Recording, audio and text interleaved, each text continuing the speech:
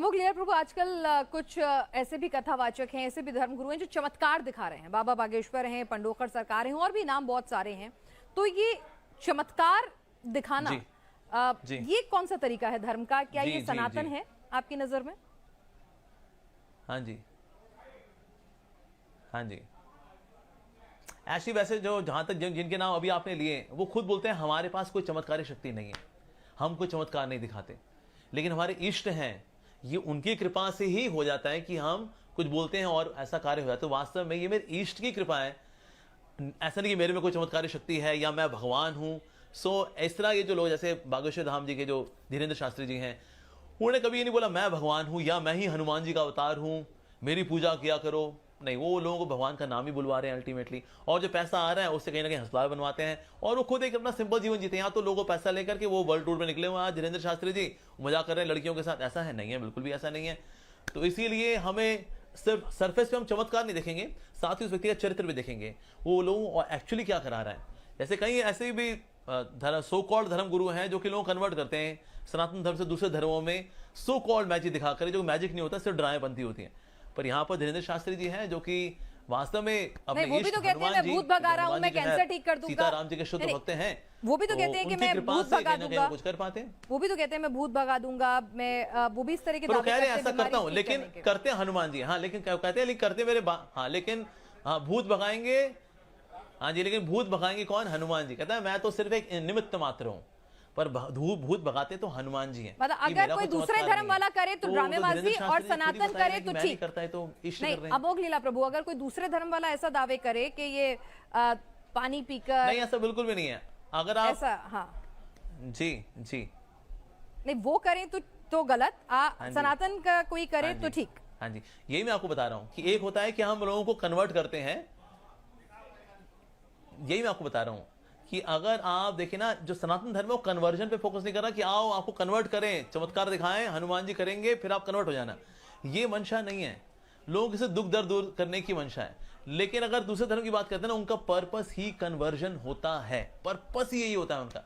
तो इसीलिए हमें मेंटालिटी में भी जाना पड़ेगा, उस कॉन्शियसनेस से भी जाना पड़ेगा जो उसके पीछे काम कर रही है, उस एक्टिविटी के पीछे। नॉट जस्ट एक्टिविटी, पर उसके पीछे एटीट्यूड है, एक वैल्यू सिस्टम है, एक थॉट प्रोसेस है, उसको भी एनालाइज करना चाहिए। तो आपको दोनों में फर्क नजर आएगा।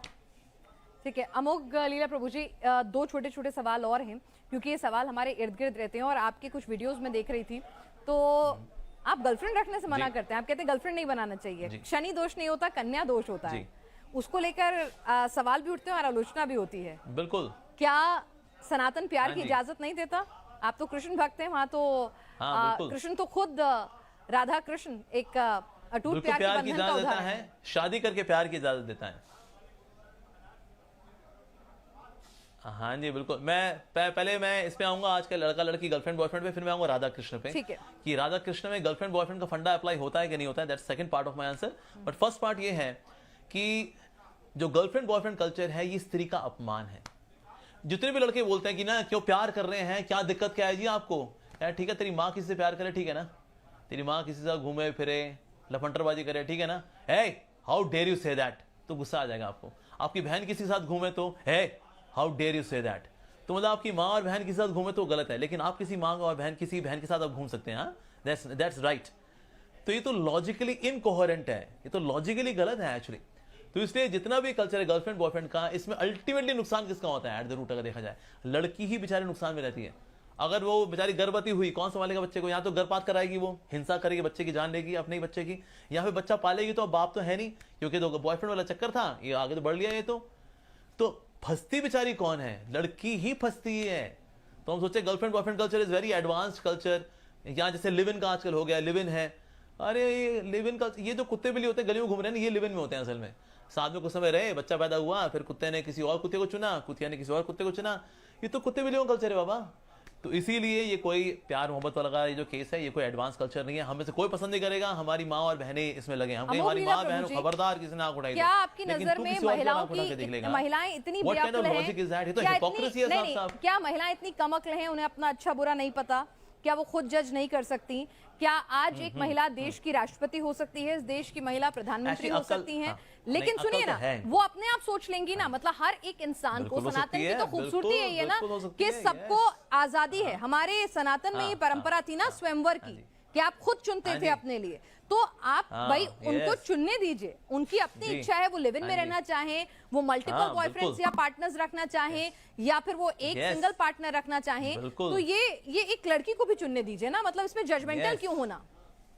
बतौर स्पिरिचुअल गुरु आप जजमेंटल क्यों हो रहे हैं कि वो लिव इन में जो रहता है वो गलत है? बिल्कुल चुने, लड़की चुने ना। नहीं, स्पिरिचुअल गुरु आप क्यों जजमेंटल हो रहे हैं? जजमेंटल नहीं हो रहे, हम तो आपको फैक्ट्स बता रहे हैं। फैक्ट्स ये बताते हैं, यूरोप के अंदर मैं आपको फैक्ट्स बता रहे हैं, आप तो यूरोप के अंदर आता है 250 million pounds are spent to take care of these बिचारी मदर्स जो लिव इन में रही, प्यार कर बैठी, उनकी चॉइस थी। फिर लड़का तो लफंटर था, वो तो आगे चला गया। अब ये अपने बच्चे को लेकर बेचारी संघर्ष कर रही है उसको पालने के लिए। अमेरिका के अंदर $350 million are spent by government to take care of these ladies. Ultimately संघर्ष तो ये बेचारी करती है ना। अब बोले नहीं उनकी चॉइस है, मर रही है तो मरने दो ना उनको। हम क्यों मरने दें? हमारे परिवार का हिस्सा है वो। ना समझी में किसी के चक्कर में आ गई बेचारी। ना समझी किसी से भी हो सकती है, लड़की से भी हो सकती है, लड़के से भी हो सकती है। तो अगर वो ना समझी में कोई भटक रही हो तो हम उसको जहां भटक, तेरी चॉइस है ये तो हम तो बल्कि हम उसको एलिनेट कर रहे हैं हम। तो इसलिए उसको बचाना चाहिए बेचारी को। नहीं तो बेचारी 35 टुकड़े होते हैं बेचारी के, फिर हम कहते हैं देखो तो गलत है, स्त्री का अपमान है। अरे तो लड़कियों को समझाना पड़ेगा कि कभी कभी तेरे से गलती हो सकती है बाबा, लड़के से भी होती है, लड़कियों से भी होती है। तो इससे उनको बचाना ये हमारा कर्तव्य है। हम बोले कि नहीं नहीं तो स्वतंत्रता है, करने दो। लड़कियों में बुद्धि तो होती है, आपने ऐसे बताया ना, हमारे राष्ट्रपति भी हैं, शी इज अ वुमन। सो क्या लड़कियों बुद्धि होती है? 100% होती है, लेकिन साथ साथ में इमोशंस भी होते हैं।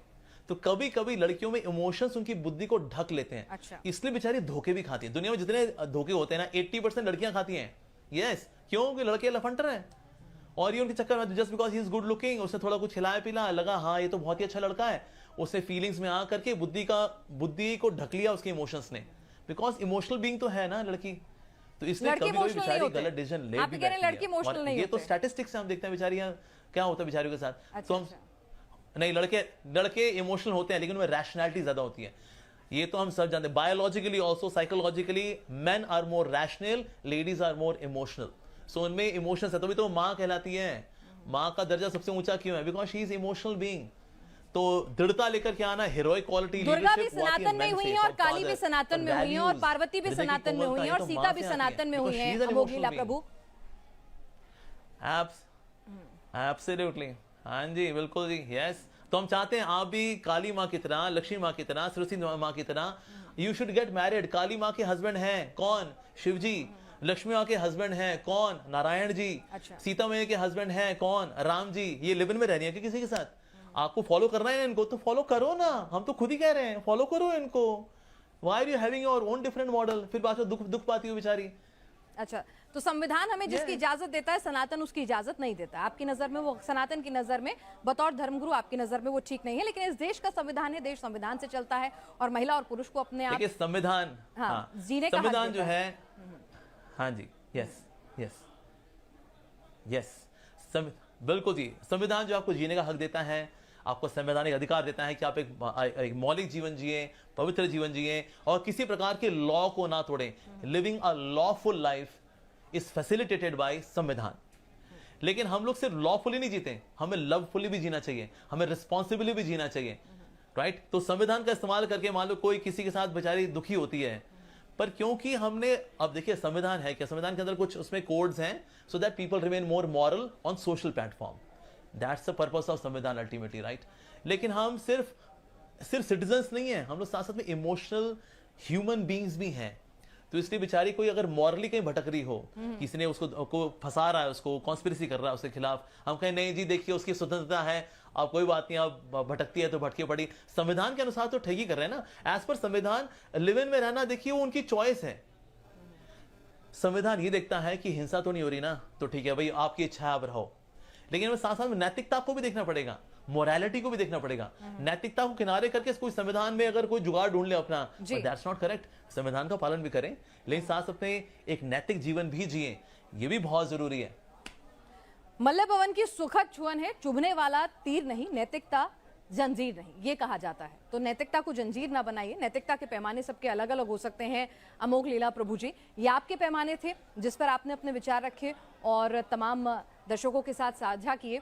क्या कहता है सनातन में अपना वक्त देने के लिए आपका हाँ जी। बहुत बहुत शुक्रिया। ये मेरे पैमाने नहीं है, ये शास्त्र के और इंसानियत के पैमाने हैं।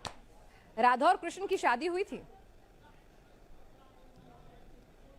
आपने कहा था आपके जवाब का दूसरा हिस्सा रह गया, तो वो भी सुन लेते। हुई थी, भांडीरोन में हुई थी, ब्रह्मा जी ने कराई थी।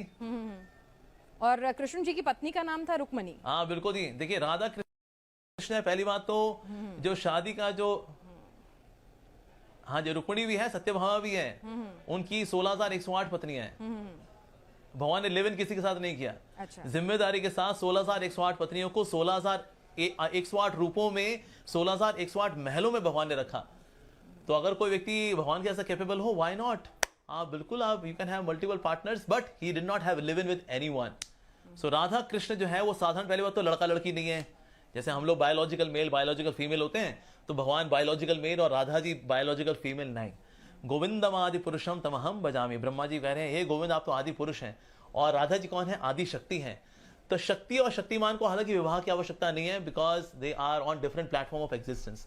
लेकिन फिर भी शिक्षा देने के लिए भांडीर वन में भगवान ने ब्रह्मा जी के द्वारा, who can be better please then Brahma ji, Radha Krishna विवाह हुआ भी है। हालांकि उनको विवाह की आवश्यकता नहीं है। ठीक है, वो सोचे प्रभु जी। मैं लिव इन को I can justify coating Radha and Krishna, लेकिन राधा कृष्ण तो लिव इन में नहीं रह के हम कॉन्ट्रैक्ट में करेंगे, 1 महीना रहेंगे, 6 महीना रहेंगे, उसका तू अपने रास्ते में अपने रास्ते। कैसा हुआ? नहीं, ऐसा बिल्कुल भी नहीं है। ठीक तो है अमोघ लीला प्रभु जी, ये सनातनी है जो कहता है कि हर शख्स के अंदर ईश्वर का विराजमान है। अपनी इंद्रियों को सबको जगाने की जरूरत होती है।